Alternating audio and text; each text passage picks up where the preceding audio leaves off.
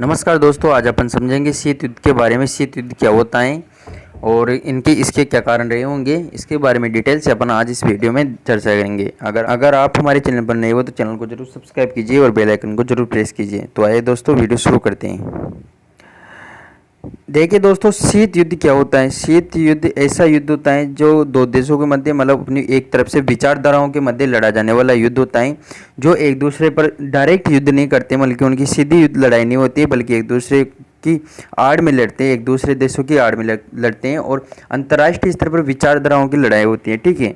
शीत युद्ध cold war के दौरान अमेरिका और तत्कालीन सोवियत संघ में सीधी लड़ाई नहीं हुई, बल्कि वे दूसरे देशों की आड़ में लड़ रहे थे। ठीक है, ये समझ में आई बात। लेखक ने दिया नाम जो शीत युद्ध है, मतलब शीत युद्ध नाम किसने दिया। शीत युद्ध, जिसे कोल्ड वॉर भी कहा जाता है, यह दूसरे विश्व युद्ध के बाद के समय में हुआ राजनीतिक बदलाव था। इस शब्द का पहली बार प्रयोग ब्रिटेन लेखक जॉर्ज ऑरवेल ने 1945 में किया था, जिसके बाद वो चलन में आया। ठीक है। एक लेखक था, कहाँ का, ब्रिटेन का, उसने शीत युद्ध का शब्द का पहली बार 1945 में प्रयोग किया था, उसके बाद ही चलन में आया था। देखते हैं क्यों शुरू हुआ ये युद्ध, मतलब जो शीत युद्ध है वो क्यों शुरू हुआ था। शीत युद्ध के शुरू और खत्म होने की कोई नियत तारीख नहीं, लेकिन 1945 से लेकर 1991 के बीच का दौर था। असल में तब तत्कालीन सोवियत संघ और अमेरिका के बीच तनाव बहुत बढ़ गया था। इसके पीछे राजनीतिक विचारधाराओं को दोष दिया जाता है। जैसे अमेरिका में पूंजीवाद को माना जाता है, वैसे ही रूस में कम्युनिज्म को। दोनों ही ये मानते थे कि उनका सिस्टम ज़्यादा बेहतर है। साथ ही वे आरोप लगाते थे कि दूसरा देश अपने सिस्टम को हर जगह लागू करने की फिराक में। यही बात तनाव का कारण बनी। दोस्तों क्या हुआ, मतलब लगभग कब से चालू हुआ था, इसकी कोई नियत तारीख तो नहीं है, लेकिन 1945 से लेकर 1991 के बीच का दौर था। वो सोवियत संघ और जो अमेरिका था उनके बीच तनाव बढ़ गया था। तो इसके पीछे किसको दोष दिया जाता है, जो उन देशों की जो विचारधाराएँ थी, राजनीतिक विचारधाराएँ थी। जैसे अमेरिका में कौन सी विचारधाराएँ थी, पूंजीवादी विचारधाराएँ थी, और जो रूस में कम्युनिज्म, साम्यवादी विचारधाराएँ थी। तो उनको वो एक दूसरे अपने देशों के सिस्टम को ज़्यादा बेहतर मानते थे, और साथ ही वो आरोप भी लगाते थे कि दूसरे देश अपने सिस्टम को हर जगह लागू करने की फिराक में है। ठीक है, यही कारण है जो तनाव का कारण बनी, शीत युद्ध का कारण बनी। दो खेमों में बट गई दुनिया, मतलब दो खेमों में बट गई थी दुनिया। इसकी शुरुआत दूसरे विश्व युद्ध के बाद हुई। अमेरिका और सोवियत संघ तब सबसे ताकतवर देश थे और उनके कहने का असर दूसरे देशों पर पड़ता ही था।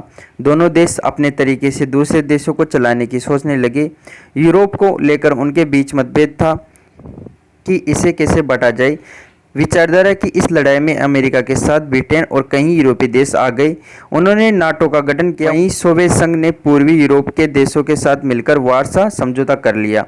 दोस्तों क्या हुआ, जब द्वितीय विश्व युद्ध समाप्त हुआ तो दो खेमों में दुनिया बट गई थी। एक तरफ था अमेरिका और एक तरफ था सोवियत संघ। ठीक है, दोनों ताकतवर देश थे और दोनों के देशों की जो बात करते थे अंतर्राष्ट्रीय मामले पर कोई कहते तो उनका असर छोटे देशों पर भी देखने को मिलता था। ठीक है, अब यूरोप को लेकर उनके बीच मतभेद हो गया कि इसको कैसे बांटा जाए। तो विचारधाराओं की इस साड़ में अमेरिका के साथ ब्रिटेन और अन्य यूरोपीय देश भी आ गए और उन्होंने नाटो का गठन किया था। और सोवियत संघ ने भी पूर्वी यूरोप में उनके देशों के साथ मिलकर वार्सा का समझौता कर लिया। के बीच के तनाव के इस वक्त को शीत युद्ध कहा जाता है। शीत युद्ध मतलब शीत युद्ध ज़्यादा समझने की जरूरत नहीं है। शीत युद्ध ऐसा युद्ध होता है जिसमें डायरेक्ट गोलियां नहीं चलाई जाती, मतलब अंतर्राष्ट्रीय मंच पर एक दूसरे को नीचे दिखाने का प्रयास किया जाता है। ठीक है, शीत इसलिए कहते हैं कि तनाव काफ़ी ज़्यादा होने के बाद भी सीधे युद्ध नहीं हुआ, बल्कि ये विरोधी देश तकनीक और आर्थिक तौर पर एक दूसरे को पछाड़ने की कोशिश करने लगे। ठीक है, तकनीकी तौर पर और आर्थिक तौर पर एक दूसरे को पछाड़ने की कोशिश करने लगे और इन पर सीधा युद्ध नहीं हुआ। तकनीकी तौर पर पछाड़ने की होड़ लगी, मतलब तकनीकी तौर पर एक दूसरे को पछाड़ने की होड़ लगी। स्पेस में सैटेलाइट भेजने की होड़ लग गई, परमाणु हथियारों की होड़ लग गई, जो अमेरिका और रूस में आज तक चली आ रही हैं। लड़ाई इसलिए नहीं हो सकी क्योंकि दोनों देश अणुवा देश यानी कि परमाणु शक्ति से लैस थे। ऐसे में जंग छिड़ना काफ़ी भयावह हो सकती थी। यही वजह है कि दोनों ध्रुव सीधे युद्ध में नहीं उलझे। मतलब इन पर डायरेक्ट सीधी लड़ाई क्यों नहीं हुई, क्योंकि ये देश एक दूसरे से ये जानते थे कि दोनों ही देश परमाणु संपन्न देश है। अगर इन दोनों के बीच युद्ध होता है तो ऐसी जंग छिड़ना काफ़ी भयावह हो सकती है। यही वजह है कि दोनों ध्रुव मतलब जो दोनों देश है वो एक दूसरे में उलझे, मतलब युद्ध में नहीं उलझे। गरीब देशों के कंधे पर चली बंदूक, इसी वजह वह दूसरे गरीब देशों की आड़ लेते रहे। कांगो, कोरिया, इथियोपिया, सोमालिया जैसे देशों में लगातार गृह युद्ध के हालात अमेरिका और रूस दोनों ने अपनी सेना यहाँ हालातों पर काबू करने के नाम पर भेजी। हालांकि हुआ उल्टा, वे सेनाएं आपस में लड़ने लगी। इसके साथ ही वे एक दूसरे के यहाँ जासूसों को भेजते और गोपनीय सूचना निकालने की कोशिश करते ताकि एक दूसरे को नीचा दिखाए जा सकते।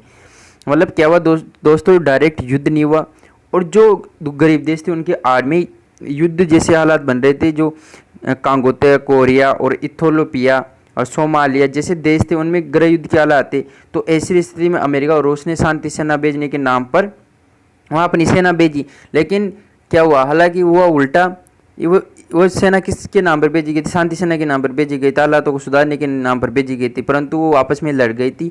इसके साथ ही वो एक दूसरे के यहाँ जासूस भेजते थे और गोपनीय सूचना निकालने की कोशिश करते थे ताकि एक दूसरे को नीचा दिखाया जा सके। ऐसे लेते थे बदला। रूस भी विदेशी जमीन पर अमेरिकी जासूसों को या लोगों का कत्ल करने लगा।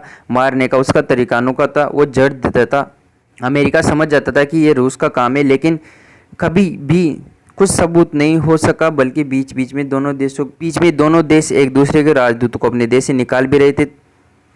ठीक है, मतलब क्या हुआ था, वो अपने एक दूसरे के यहाँ जासूस भेजते थे, लोगों को कत्ल करवाते थे। मारने का तरीका अनोखा था। जो रूस था वो जड़ देकर मारता था लोग, मतलब उनके जासूसों को वगैरह को। तो अमेरिका समझ गए थे कि रूस का काम, परंतु उसको सबूत नहीं मिला। इसलिए तो ऐसी स्थिति मतलब क्या हुआ था, डायरेक्ट युद्ध नहीं हो रहा था, ऐसी विचारधाराओं के मध्य युद्ध हो रहा था। ठीक है, अब जो शीत युद्ध था वो किस तरह से खत्म हुआ? 70 के दशक में आखिर में दोनों देशों के बीच तनाव कम होने लगा। कई संधियां हुई। अमेरिका ने रूस की विचारधारा वाले कम्युनिस्ट देश को संयुक्त राष्ट्र में शामिल किया। शीत युद्ध बंद होने की सबसे बड़ी वजह थी सोवियत संघ का टूटना, क्योंकि सोवियत संघ का विघटन हो चुका था, सोवियत संघ टूट चुका था। एक कारण ये भी माना जा सकता है। और अफगानिस्तान में उसकी हार, आखिरकार 90 की शुरुआत में युद्ध खत्म हुआ, ये माना जाने लगा। ठीक है, तो आपने आज डिटेल से समझने का प्रयास किया जो शीत युद्ध होता है, कैसे होता है और किन के मध्य हुआ, ये सब अपने जानने का प्रयास किया। शीत युद्ध की क्या परिभाषाएं। ठीक है, आई होप आपको बिल्कुल समझ में आया होगा डिटेल से शीत युद्ध के बारे में। मिलते हैं नेक्स्ट इन्फॉर्मेशन वीडियो के साथ, तब तक के लिए जय हिंद, वंदे मातरम।